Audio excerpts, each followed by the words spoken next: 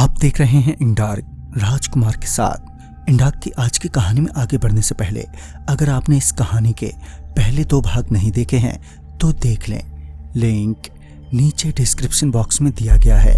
तो चलिए बढ़ते हैं इस कहानी के अंतिम भाग की ओर। जब मैंने अपने कंधे की तरफ देखा तो पाया कि मेरे कंधे पर तो कुछ भी नहीं है, मगर मुझे किसी के हाथ का एहसास तो अभी भी हो रहा था, जिस वजह से मैं बहुत ही डर गया और उसी वक्त बस से उतरकर जंगल में भागने लगा। कुछ देर तक भागने के बाद जब मैं बस से काफी दूर चला आया तो मैं एक जगह रुका और सांस लेने लगा।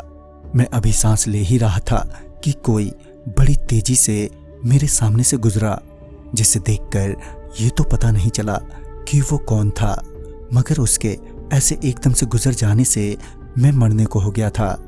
मुझे समझ में नहीं आ रहा था कि मैं ये किस मुसीबत में पड़ गया हूँ और अब इस मुसीबत से बाहर निकल पाऊंगा कि नहीं।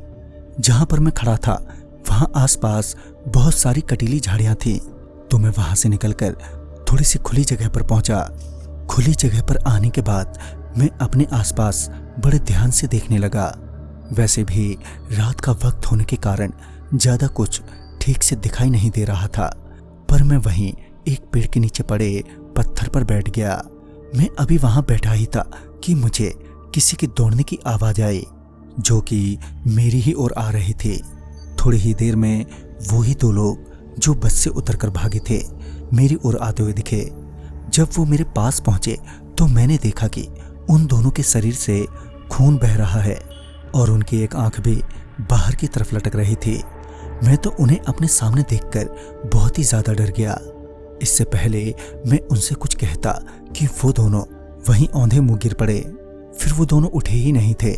मेरे थरथराते हाथ पांव मैं वहीं खड़ा उनकी लाश को एकटक देखे जा रहा था और तभी मुझे ऐसा लगा कि मेरे पीछे कोई खड़ा है। फिर जब मैंने डरते डरते पीछे देखा तो पाया कि वही बस का कंडक्टर और बस का ड्राइवर खड़ा है। मैं उन्हें देखते ही डर के मारे वहीं बेहोश हो गया। जब मेरी आंख खुली तो सुबह हो गई थी और मैं अभी भी वहीं पड़ा था, मगर उन दोनों की लाश वहां पर नहीं थी, मगर वहां पर बहुत सारे खून के धब्बे थे। खैर, मैं अपने आप को सही सलामत देख बहुत खुश था। मैं उस वक्त जंगल से बाहर निकला और मेन सड़क तक पहुंचा।